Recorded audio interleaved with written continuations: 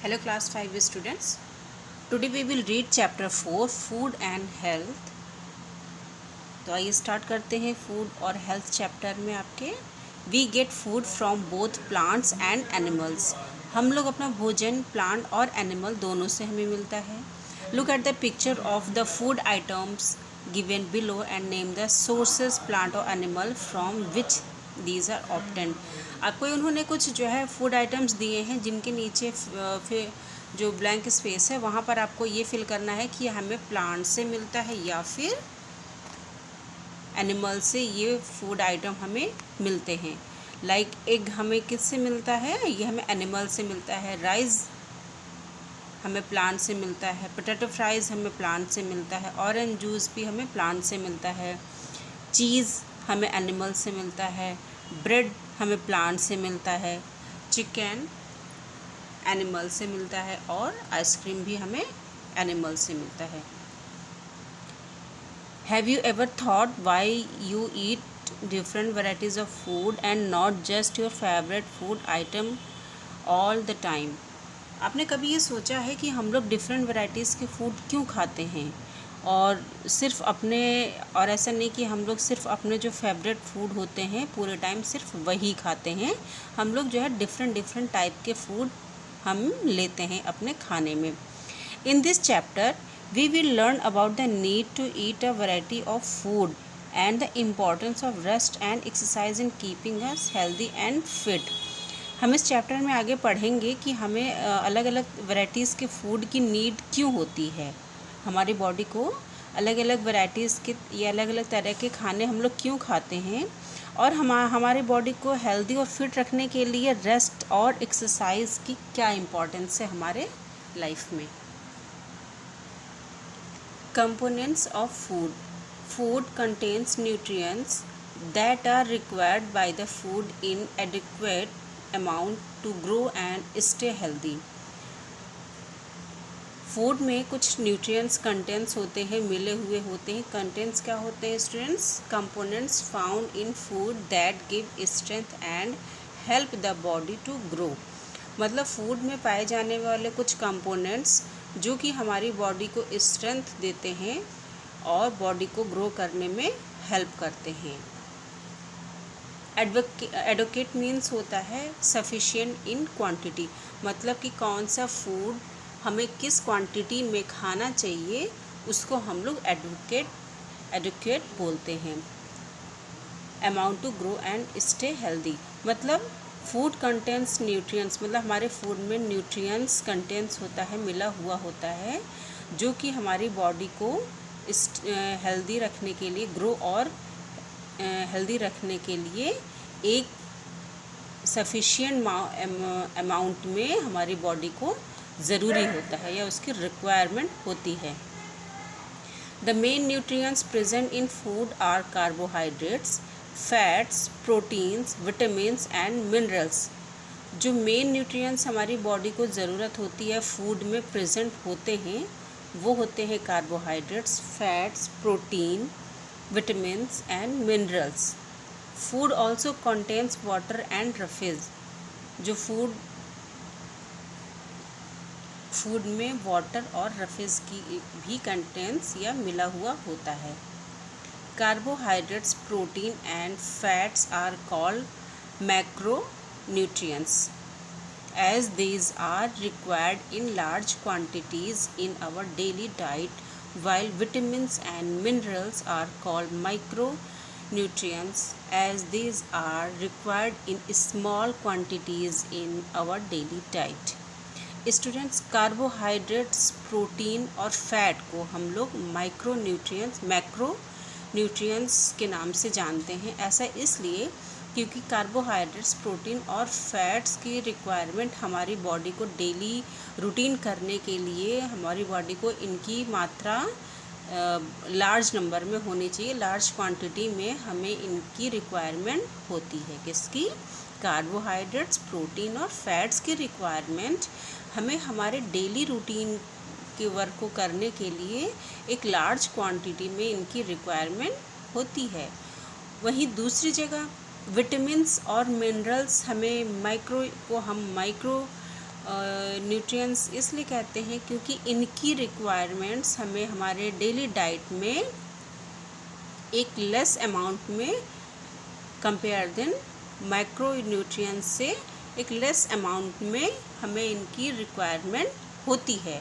मतलब carbohydrates, protein और fats हमारे खाने में इनकी मात्रा जो है ज़्यादा होनी चाहिए, और दूसरी जगह मिनरल्स और विटामिन्स की मात्रा हमारे डाइट में उनके कंपेयर देन कम होनी चाहिए। उतनी ज़्यादा डेली डाइट में हम उनको यूज़ नहीं करते हैं। Carbohydrates are the main source of energy for our body. जो कार्बोहाइड्रेट्स होते हैं वो हमारी बॉडी का मेन सोर्स होते हैं। बॉडी की जो एनर्जी होती है उसका मेन सोर्स होते हैं carbohydrates. Rice, wheat, dry fruits, bread, honey, sugar and potatoes are some food items rich in carbohydrates. Students, rice, wheat, dry fruits मतलब कच्चे fruits, bread, honey, sugar and potato, ये कुछ ऐसे फूड आइटम्स हैं जिनमें carbohydrates rich amount में पाया जाता है। हम अपने खाने में देखते हैं ना, हम लोग अपने खाने में जैसे दाल, चावल, रोटी, सब्ज़ी, ये हमारा एक ऐसा खाना या जो है फूड होता है जिसमें जो मैक्रो न्यूट्रिएंट्स और मैक्रो न्यूट्रिएंट्स जो जिस अमाउंट में हमारी बॉडी को रिक्वायरमेंट होता है, तो इस तरह के खाने से वो पूरी तरह से हमारी बॉडी की नीड को वो पूरा करता है। Fats also provide energy to the body. जो फैट्स होते हैं वो भी हमारी बॉडी को एनर्जी प्रोवाइड करते हैं। Butter, oil, ghee and nuts are rich source of fats. Butter हो गया, घी हो गया, ऑयल हो गया और नट्स, ये हमारी बॉडी, ये फैट्स के रिच सोर्स कहलाते हैं। इन सब में फैट्स ज़्यादा मात्रा में पाया जाता है। Proteins help in the growth and repair of tissues. Proteins जो होते हैं वो हमारे ग्रोथ और जो हमारे टिश्यूज़ होते हैं, जो हमारी बॉडी में सेल्स पाए जाते हैं, उनमें अगर कोई डैमेज हो जाता है तो उनको रिपेयर करने का काम करते हैं कौन? Proteins. They also help in building muscles, और वो हमारे मसल्स को, हमारी मांसपेशियों को बनाने और उनमें मजबूती देने का भी काम करते हैं। Groundnut, beans, pulses, fish eggs, milk, cheese and curd are some food items rich in proteins. Groundnut, beans, pulses, दालें हो गई, चीज़, कर्ड, दही, ये सब ऐसे आइटम्स, फूड आइटम्स होते हैं जिनमें प्रोटीन रिच अमाउंट में पाया जाता है।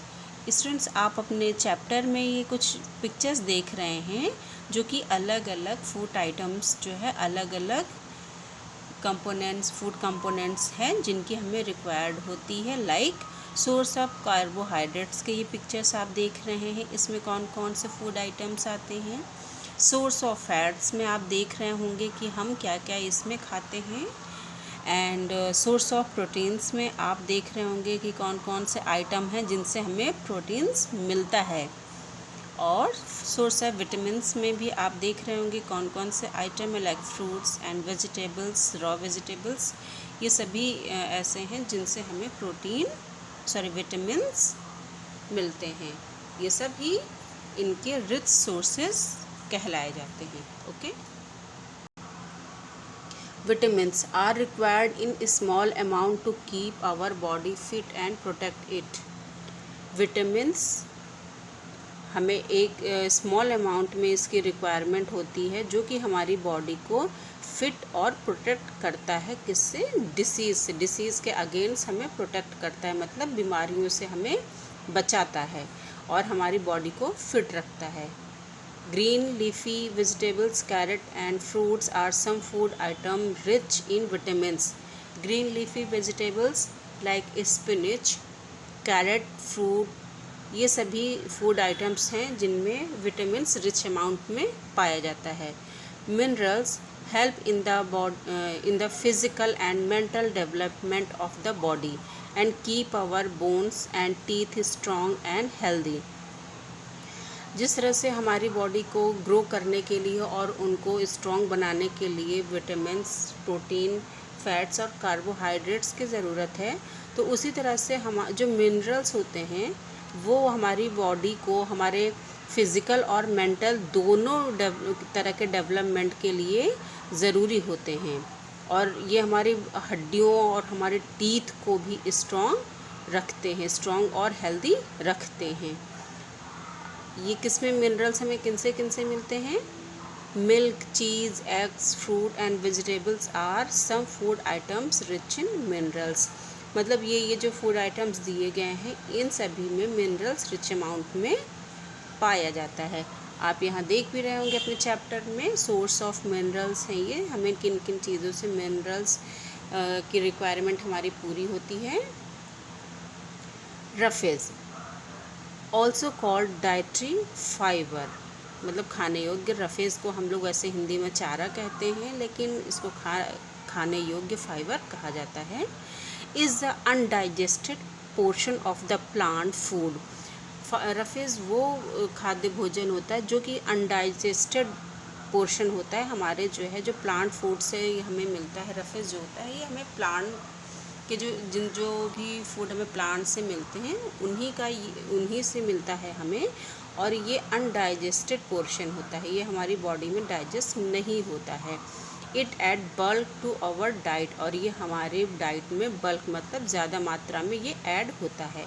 It help in the easy passage of food through the digestive system, और ये जो है हमारे डाइजेस्टिव सिस्टम को बहुत इजीली वर्क करने में हेल्प करता है।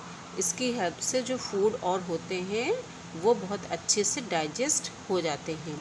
cereals, unpolished rice and grains, fresh fruit and vegetables are some of the rich source of roughage. ये कुछ आइटम्स दिए गए हैं फूड जो कि रफेज का एक रिच सोर्स माना जाता है। Water is required for almost all functions of the body. Water जो होता है स्टूडेंट्स वो हमारी बॉडी के सभी फंक्शंस को, लगभग सभी फंक्शंस को सही तरीके से काम करने के लिए इसकी रिक्वायरमेंट होती है। We should drink plenty of water to stay healthy, at least 8 to 10 glass daily. हमें वाटर जो है एक ज़्यादा मात्रा में अच्छी खासी, प्लेंटी ऑफ वाटर मतलब अच्छी खासी मात्रा में हमें वाटर जो है लेना चाहिए, पीना चाहिए, जिससे हमारी बॉडी हेल्दी रह सके। हमें कम से कम 8 से 10 ग्लास डेली पीना ही चाहिए। Balance diet students, balance diet क्या होती है? बैलेंस डाइट होती है जिससे कि जो कि बताया गया मैक्रो न्यूट्रिएंट्स और माइक्रो न्यूट्रिएंट्स, तो उसी तरह बैलेंस डाइट होती है कि हमारे भोजन में हमें कौन सी किस खाने की मात्रा कितना रखना है, वो होता है एक बैलेंस डाइट। बैलेंस डाइट अगर हम नहीं लेते हैं तो हमारे शरीर में कई तरह की बीमारियां भी हो सकती हैं और हमारी बॉडी फिज़िकल और मेंटल लेवल पर वीक भी हो सकती है। तो आइए पढ़ते हैं। A diet that has all the components of food in adequate amount is called a balance diet. वो डाइट जिसमें कि जो फूड कंपोनेंट्स होते हैं वो एक एडिक्वेट अमाउंट मतलब सही मात्रा में, जो उनकी सफिशिएंट क्वांटिटी होती है उस क्वांटिटी में हमारे डाइट में वो इंक्लूड रहते हैं, उनको हम लोग बैलेंस डाइट कहते हैं। Balance diet is essential for the proper growth and function of the body. अब बैलेंस डाइट क्यों ज़रूरी होता है? जिससे कि हमारा बॉडी जो है उसके वर्क और ग्रोथ, सभी वर्क फंक्शंस मतलब हमारी बॉडी के सभी फंक्शंस और उसकी प्रॉपर ग्रोथ के लिए बैलेंस डाइट बहुत ज़रूरी होता है। In addition to balanced diet, our body needs regular exercise as well as adequate rest and sleep to stay healthy and active. In addition to balanced diet मतलब balance diet के साथ ही हमारी body को regular exercise की भी need होती है, as well as adequate rest and sleep to stay health मतलब एक्सरसाइज की भी नीड होती है और उसी तरह से हमारी बॉडी को रेस्ट और स्लीप की भी आवश्यकता या नीड होती है, जिससे हमारी बॉडी हेल्दी रह सके और एक्टिव भी रह सके। स्टूडेंट्स, ये पार्ट हम मिस कर गए। आप बैलेंस डाइट का चार्ट देख रहे हैं, आपको इसकी प्रैक्टिस भी कर लेनी चाहिए। आपको एग्ज़ाम में आपके क्वेश्चंस के साथ में जब आप ये बैलेंस डाइट का चार्ट बनाएंगे तो इससे आपको मार्क्स भी अच्छे मिल सकते हैं। तो जो डाइट या जो फूड आइटम हम लोग जिस मात्रा में अपने खाने में लेते हैं, ये हमारी बैलेंस डाइट या डाइट पिरामिड हमें वो चार्ट हमें दर्शाता है। लाइक कार्बोहाइड्रेट्स, देखिए सबसे ज़्यादा मात्रा में हम लोग क्या लेते हैं, हम लोग कार्बोहाइड्रेट्स लेते हैं सबसे ज़्यादा मात्रा में। Major quantity of food that we eat are from this group. इस ग्रुप से जो जो भी चीज़ें हम लोग अपने खाने में लेते हैं तो वो उसकी मात्रा हमारे खाने में सबसे ज़्यादा होती है। सेकंड नंबर पे आता है vitamins and minerals have 5 proteins every day from this group. इसमें से हमें कम से कम 5 तरह के पोर्शंस, 5 तरह की चीज़ों को हमें लगभग जो है हर रोज़ खाना चाहिए, जिससे कि हमारी बॉडी को सफिशिएंट विटामिन्स और मिनरल्स की रिक्वायरमेंट पूरी हो सके। थर्ड नंबर पे आता है protein. Protein must have any one of these proteins in the diet as they are mainly important in growing age. Protein students हमारी ग्रोइंग एज के लिए बहुत ही ज़्यादा ज़रूरी होता है। जैसे आप लोग इस एज में चल रहे हैं, 8-10 साल की जो एज होती है बच्चों की, ये सभी ग्रोइंग एज कही जाती है टिल 18 या प्लस। तो इन सब एज में हमें एटलीस्ट प्रोटीन तो लेना ही चाहिए। जैसे कुछ बच्चे होते हैं कहते नहीं हमें मिल्क नहीं पसंद है, हम दूध नहीं पीते, लेकिन आप इस दूध में भी कोई भी फ्लेवर ऐड करके ले सकते हैं। तो ये सारी चीज़ें हमें बहुत ज़रूरी होती हैं। प्रोटीन एटलीस्ट एक इसमें से कोई ना कोई चीज़ तो हमें प्रोटीन के तौर पर अपने खाने में ऐड करना ही चाहिए। Fats and oils have a very small amount of these food in the diet. Fat और ऑयल्स चूँकि हमारी बॉडी को ये एक्टिव और एनर्जी भी प्रदान करते हैं, तो इसकी भी एक स्मॉल क्वांटिटी में, अमाउंट में इसकी रिक्वायरमेंट हमारी बॉडी को होती है। इसका लार्ज अमाउंट आपको पता है, बहुत ज़्यादा फैट ऑयल लेने से हमारी बॉडी क्या होगी, फैटी हो जाएगी, जिससे कि हम अपने डेली रूटीन की भी वर्क अच्छे से नहीं कर पाएंगे, ना पढ़ पाएंगे अच्छे से, ना रन कर पाएंगे। हमें बहुत जल्दी टायर्डनेस फील होने लगेगी। हम बहुत जल्दी, ज़्यादा फैट होने से बॉडी में बहुत जल्दी हम थक जाते हैं। तो इसीलिए इसका वेरी स्मॉल अमाउंट की नीड हमारी बॉडी को होती है। और ज़रूरी भी होता है, ऐसा नहीं कि हम इसको अवॉइड कर दें, नहीं, हमें ज़रूरी भी होता है कि स्मॉल अमाउंट में लेना ज़रूरी होता है, जिससे हमारी बॉडी एक्टिव और हेल्दी रह सके। So students, exercise keeps our bones and muscles strong. जो एक्सरसाइज होती है वो हमारी बोन्स और मसल्स को स्ट्रॉन्ग रखने का काम करती है। Rest and sleep keep us relaxed and refreshed. हम जब रेस्ट करते हैं और सोते हैं तो इससे हम लोग रिलैक्स हो जाते हैं और रिफ़्रेश मतलब ताज़ा महसूस करते हैं। Disease. Health is defined as a state of complete physical and mental well being. जो हमारा हेल्थ होता है, जो हमारा स्वास्थ्य होता है, उसको हम लोग अच्छे स्वास्थ्य को तभी उस स्तर को, स्टेट को डिफ़ाइन करते हैं जहाँ पर कि हमारा फिज़िकल और मेंटल लेवल बिल्कुल फिट रहता है, हेल्दी रहता है। कंप्लीट फिज़िकल और मेंटल लेवल हमारा बहुत अच्छे से वर्क करता है, तो हम वहाँ पर हम अपने हेल्थ को डिफ़ाइन करते हैं, हम अपने अच्छे स्वास्थ्य को डिफ़ाइन कर सकते हैं। A disease is a state where the body and और mind are not in a healthy condition. Disease, बीमारियाँ उस स्टेज पे हमारी बॉडी में कह सकते हैं कि हमारा शरीर बीमार है या बीमारियों से ग्रस्त है, जब हमारा बॉडी या फिर हमारा माइंड एक हेल्दी कंडीशन में नहीं रहता है, तो हम कहते हैं कि बीमारियाँ आ गई हैं। A disease can occur due to many reasons. जो बीमारियाँ होती हैं वो हमें कई रीज़न से हो सकती हैं। We can broadly classify disease into 2 categories, communicable disease and non communicable disease. Broad स्तर पर मतलब एक बहुत बड़े स्तर पर हम लोग जो बीमारी होती है, जो डिसीज़ होती है, उनको 2 कैटेगरी में हम लोग रखते हैं। एक कम्युनिकेबल डिसीज़ होती है जो कि कम्युनिटी मतलब लोगों के द्वारा फैलती है, और नॉन कम्युनिकेबल डिसीज़ होती है जो कि हमें हमारी शरीर की कमी की वजह से हमें बीमारी होती है वो होती है नॉन कम्युनिकेबल। वो किसी के टच की, ऐसा नहीं कि उस सामने वाले को हुई है तो हमें हो जाएगी, वो बीमारी ऐसी नहीं होती है। इसमें हम आगे पढ़ेंगे कि ऐसी कौन कौन सी बीमारियां होती हैं।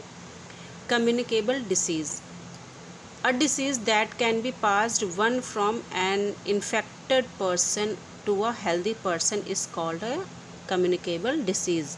इन्फेक्टेड मीन्स होता है student suffering from a disease caused by microbes, मतलब विषाणुओं की, माइक्रोब्स मतलब विषाणुओं की वजह से जो एक इंसान उससे सफ़र्ड हो रहा हो, उससे इफ़ेक्ट हुआ हो, उससे किसी दूसरे इंसान को हो जाना। तो डिसीज़ कैन पास्ट, वो बीमारी जो एक इन्फेक्टेड इंसान से, इन्फेक्टेड पर्सन से किसी हेल्दी पर्सन को पास हुई हो, उसको बोलते हैं communicable disease. Such disease are caused by microbes such as bacteria, viruses, fungi and protozoa। जो इस तरह की बीमारियां होती हैं वो इन सभी विषाणुओं या फिर जर्म्स या माइक्रोब्स या बैक्टीरिया, वायरस या फंगी एंड प्रोटोजोआ, इन सभी की वजह से ये बीमारियां जो है होती हैं। इस तरह की कौन सी? Communicable disease. माइक्रोब्स, चूँकि ये इतने ज़्यादा छोटे होते हैं कि ये हम इनको साधारण तौर पर देखना बड़ा मुश्किल होता है। हम नहीं जान पाते हैं कि ये वायरस या फंगी या बैक्टीरिया सामने वाले पर्सन में हैं या नहीं हैं। तो हम नहीं समझ पाते हैं कि सामने वाला इससे इन्फेक्टेड है कि नहीं है। Microbes that cause disease are called germs. Microbes जिसकी वजह से होते हैं उनको हम लोग जर्म्स बोलते हैं, कीटाणु। These germs can spread when the infected person coughs, sneeze और spits। ये जर्म्स तभी फैलते हैं जब जो इन्फेक्टेड पर्सन होता है वो खांसता है, छींकता है या फिर स्पिट्स मतलब थूकता है कहीं पर। आप ये तीनों सिम्टम्स देख रहे हैं आपके पिक्चर में। तो ये तीनों सिम्टम्स ऐसे हैं जिनकी वजह से कम्युनिकेबल डिसीज़ स्प्रेड होती है। Germs can enter a person's body through contact with an infected person or contaminated air, food और water। जर्म्स जो होते हैं वो किसी भी बॉडी में, किसी भी पर्सन की बॉडी में दूसरे इन्फेक्टेड पर्सन की बॉडी से, या फिर कंटेमिनेटेड मतलब होता है दूषित, जिसमें जर्म्स होते हैं जिस हवा, पानी, खाने में, अगर वो हमने खा लिया, उसके संपर्क में आ गए या फिर किसी इन्फेक्टेड पर्सन के संपर्क में आ गए, तो इससे जो है जर्म्स एक स्वस्थ या हेल्दी पर्सन की बॉडी में भी इंटर कर जाते हैं। Insects such as flies and mosquitoes also spread disease causing germs. Insect होते हैं जैसे कि फ्लाइज, मक्खियाँ, मस्किटोज, मच्छर, ये सब, इन सब की वजह से भी बीमारियाँ जो होती हैं वो स्प्रेड होती हैं, जो कि गंदगी फैलाती हैं। जर्म्स, कीटाणु मतलब फैला के बीमारियों को स्प्रेड करते हैं।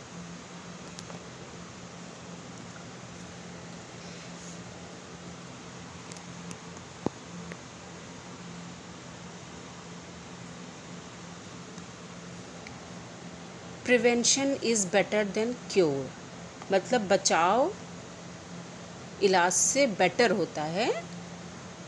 It is always better to prevent a disease than to treat it, मतलब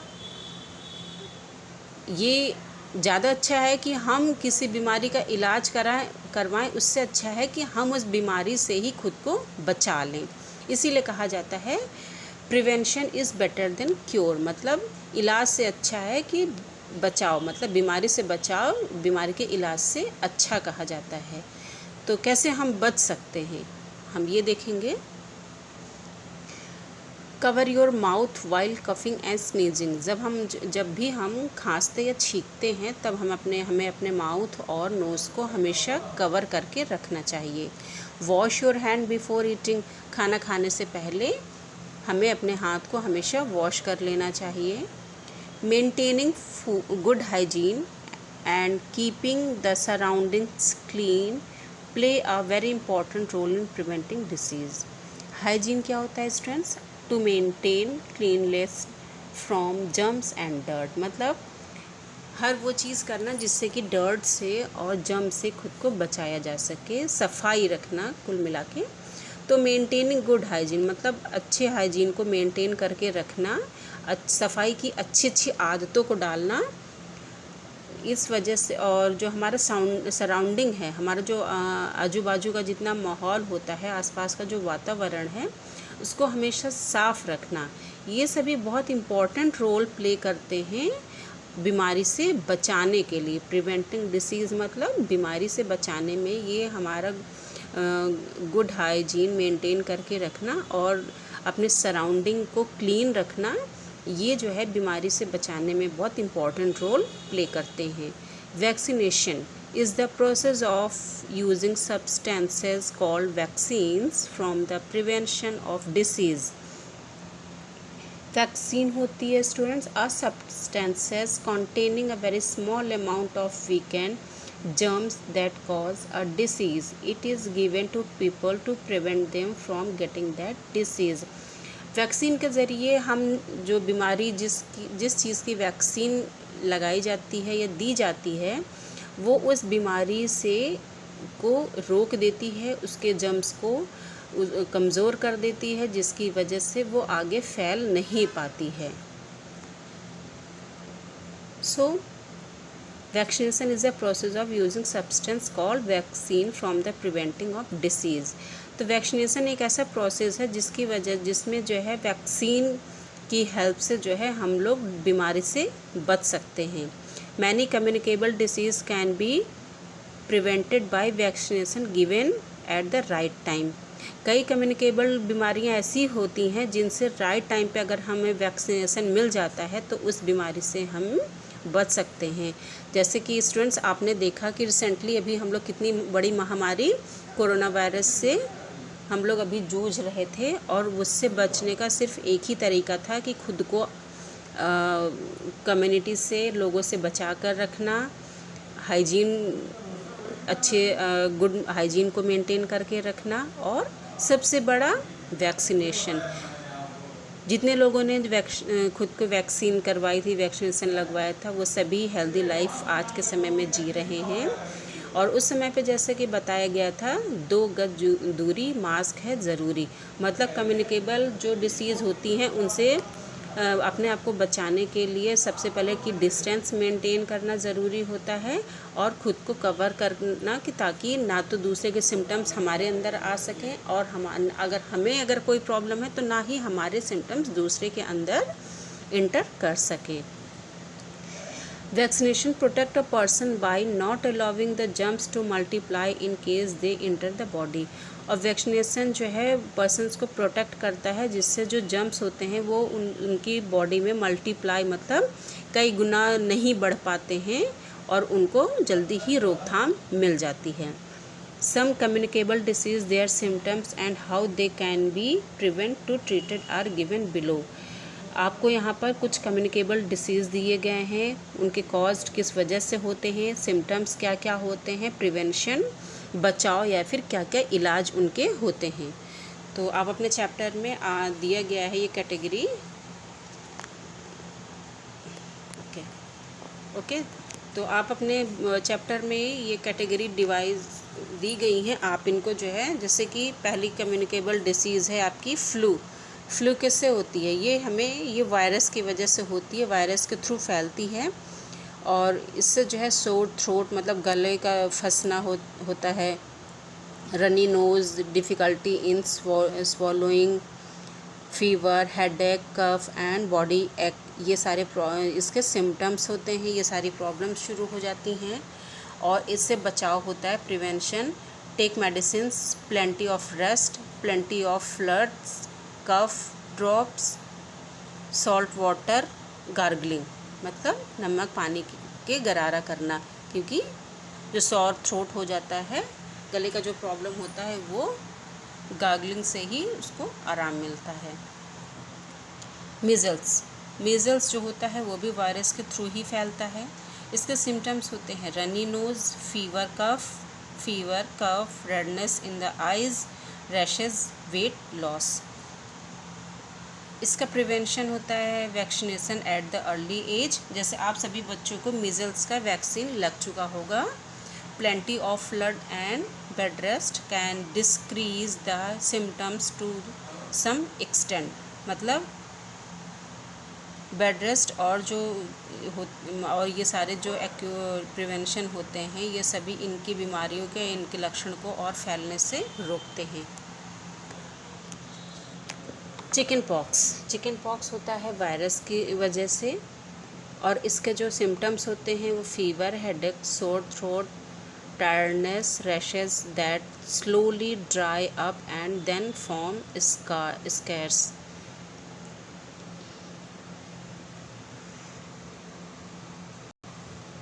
और इसका प्रिवेंशन होता है students vaccination at an early age. इसका भी वैक्सीन आपको अर्ली एज में आपके 5 से 10 साल के अंदर में इसका वैक्सीन सभी बच्चों को लग जाता है, 5 साल के अंदर ही लग जाता है। Cool bath and bed rest, इसमें हमेशा कूल बाथ लेनी चाहिए। चिकन पॉक्स में कभी भी गर्म पानी से बाथ नहीं लेना चाहिए। The rashes should not be scratched as they may spread to other part of the body। जो हमारी बॉडी में इसमें रैशेस जो पड़ जाते हैं, इसमें लाल लाल दाने आपके हो जाते हैं, उसको कभी भी स्क्रैचेस नहीं, उसको कभी खुजाना नहीं चाहिए या उसमें हमारे नेल्स को टच नहीं करना चाहिए, नहीं तो वो हमारी बॉडी के अदर पार्ट में भी फैल जाते हैं और उससे हमारी प्रॉब्लम बढ़ जाती है। कॉलरा जो होता है वो बैक्टीरिया की वजह से होता है और इसका सिम्टम्स होते हैं वॉमिटिंग, डिहाइड्रेशन एंड डायरिया। और इसका प्रिवेंशन होता है take medicines and plenty of fluids. Malaria होता है प्रोटोजोआ, आप लोग सभी जानते हैं मलेरिया मच्छर की वजह से फैलता है, मस्कीटोज की वजह से। और इसके सिम्टम्स होते हैं fever, chills, sweats, headache, vomiting and body ache. और इसका प्रिवेंशन होता है medicines to be taken on time, drips should be provided, use mosquito nets or mosquito repellent cream, avoid storing water in open containers। चूँकि आप सभी जानते हैं malaria mosquitoes की वजह से होता है, तो जो भी है वो मेडिसिन्स तो हमें टाइम लेनी चाहिए। अगर उससे भी नहीं आराम होता है तो ड्रिप चढ़वाई जाती हैं और हमें हमेशा मॉस्किटो नेट या जो मच्छर भगाने वाली क्रीम आती हैं उनको यूज़ करना चाहिए। और हमें कहीं भी ओपन में पानी को स्टोर करने से अवॉइड करना चाहिए। टाइफाइड बैक्टीरिया की वजह से होता है और इसके सिम्टम्स हैं हेडेक, बॉडी एक, फीवर और डायरिया। और इसका प्रिवेंशन है students medicines, take medicines and drips, boil water, food without oil and spices, bed rest. Students आपने जैसे अभी देखा कोरोना वायरस, जैसे कि मैंने आपको बताया, तो उसी के बारे में इन्होंने यहाँ पर बता रखा है कि corona virus disease also called कोविड-19 is a highly infections disease and has infected millions to people around the globe. Corona virus disease जिसको कि हम लोग कोविड-19 के नाम से जानते हैं, वो बहुत ज़्यादा ही काफ़ी हाईली इन्फेक्शन डिसीज़ हुआ था, जिससे कि जो है पूरे ग्लोब में, मतलब पूरी पृथ्वी पर चारों तरफ जो है इससे कम से कम मिलियंस लोग इन्फेक्टेड हुए थे। This disease is caused by a new virus in the novel corona virus. ये जो बीमारी थी एक नए वायरस की वजह से हुई थी, जिसको कि नोवेल कोरोना वायरस के नाम दिया गया था। This virus can transmit from infected person to healthy people through cough, sneezing and by contact। ये वायरस भी जो है जो ट्रांसमिट हुआ था, जो फैला था, तो वो एक इन्फेक्टेड पर्सन से एक हेल्दी पर्सन को इसके भी सेम रीजंस थे कि ये भी जो है कफ, स्नीजिंग मतलब खांसने छींकने या दूसरे के कांटेक्ट में आने से फैला था। तभी इसीलिए इसका जो था कि आपको एक डिस्टेंस मेंटेन करके ज़रूर रखना है और इसी बीमारी में 2 गज दूरी और मास्क है ज़रूरी स्लोगन दिया गया था। Hence, we should always cover our face and nose while coughing and sneezing and wash our hands properly with soap and water। इसीलिए बताया जाता है कि हमें हमेशा अपने नोज़ को कवर, नोज़ और माउथ को कवर करके रखना चाहिए जब भी हम खांस या छींक रहे हों, और अपने हाथों को हमेशा प्रॉपर तरीके से साबुन से हमेशा धो के रखना चाहिए। We should also practise social distancing in public places, और हमेशा हमें पब्लिक प्लेसेस पर एक डिस्टेंस को मेंटेन करके रखना चाहिए। Non communicable disease, a disease that cannot be passed from one person to another is called a non-communicable disease। ये वो बीमारी होती है जो कि कभी एक पर्सन से दूसरे पर्सन को नहीं फैलती है, ऐसी बीमारी को हम लोग नॉन कम्युनिकेबल डिसीज़ कहते हैं। Such disease are mostly caused by the deficiency of adequate amount of nutrients in the diet। जो इस तरह की बीमारियां होती हैं वो हमारे डाइट में जब न्यूट्रिएंट्स की कमी होती है, वो सफिशिएंट अमाउंट में हमें नहीं मिलता है, तब ये बीमारी हमें होती है, इस तरह की बीमारियां हमें होती हैं। Hence they are also called deficiency disorder. इसलिए इस तरह की जो बीमारी होती है उसको डिफिशियंसी डिसऑर्डर के नाम से भी जानते हैं। The following table given some common deficiency disorder, their symptoms together with the food that should be taken to prevent this disease. आपको यहाँ पर भी कुछ इन्होंने कैटेगरीज डिवाइड की हैं जो कि नॉन कम्युनिकेबल डिसीज़ हैं, उनके सिम्टम्स और उसमें किस तरह की फूड सोर्स या न्यूट्रिएंट्स की ज़रूरत होती है ये बताया गया है। Like anaemia. एनीमिया क्या होता है? आयरन डिफिशियंसी, मतलब जब आयरन की कमी हमारे शरीर में होती है तो हमारे शरीर में ब्लड की भी कमी होने लगती है। इसके सिम्टम्स होते हैं वीकनेस, फैटिक, डिफ़िकल्टी इन ब्रीथिंग। और एनीमिया होने पर, एनीमिया जैसी बीमारी या शरीर में ब्लड की कमी होने पर हमें कौन से न्यूट्रिएंट्स की ज़रूरत होती है?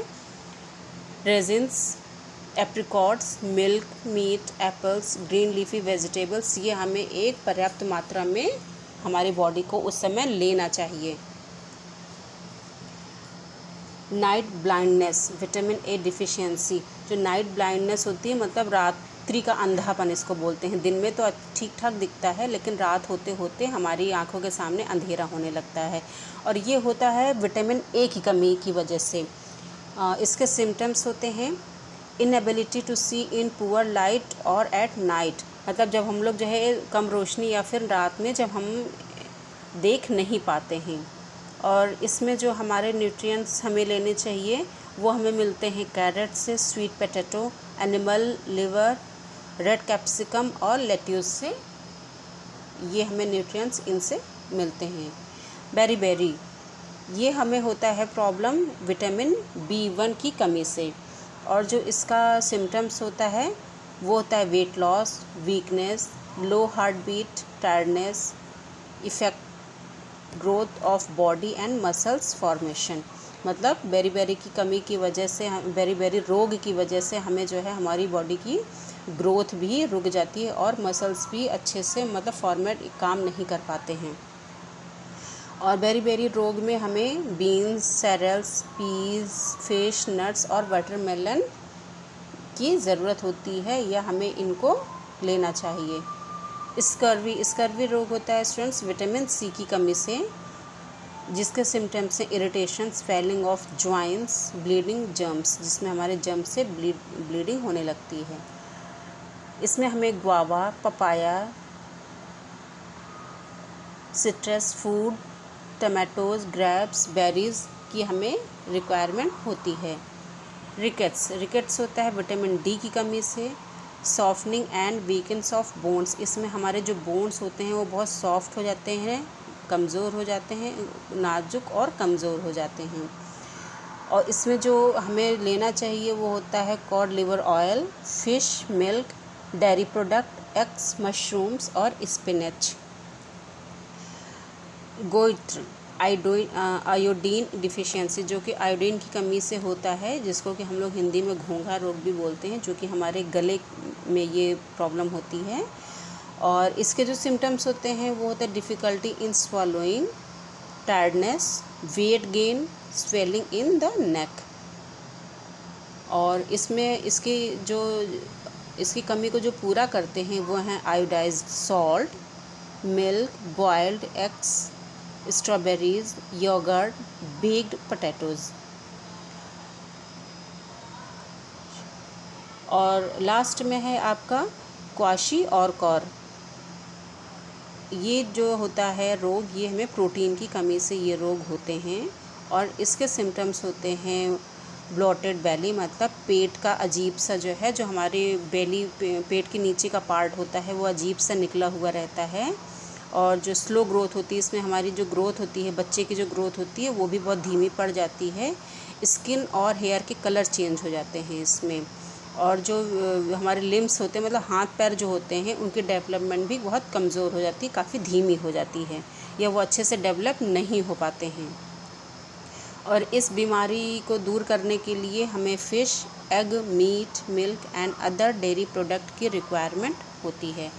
स्टूडेंट्स, आप अपने चैप्टर में नीचे देख रहे होंगे कि ये स्कर्वी रोग हुआ है इन अपने विटामिन सी की वजह से, जिसमें गम से हमारे जो है ब्लड आने लगता है।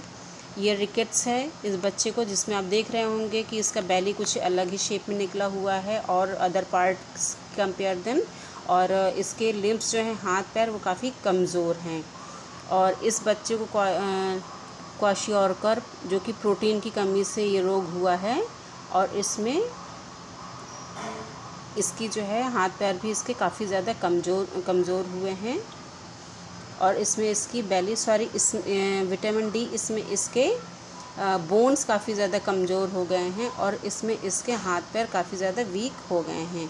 और ये आयोडीन की कमी से हुआ है। गोइत्र मतलब घोंघा रोग, जो कि गले में होता है, जिसमें जो है वेट गेन हो जाता है बहुत ज़्यादा और वेट में स्वेलिंग भी आ जाती है। स्टूडेंट्स, हमारा chapter 4 food and health complete हो गया है। इसके पहले के चैप्टर मेरे चैनल पर अपलोड हैं, जिसकी लिंक मेरे डिस्क्रिप्शन बॉक्स में है, और मेरी प्लेलिस्ट बनी हुई है, जिसको कि आप जाकर देख सकते हैं मेरे चैनल पर। आपको अगर हेल्प मिलती है मेरे चैनल से या मेरे पढ़ाने से, तो प्लीज़ आप हेल्प लीजिए और अपने क्लासमेट्स को भी शेयर करिए। मेरे चैनल पर आने के लिए, देखने के लिए थैंक यू सो मच।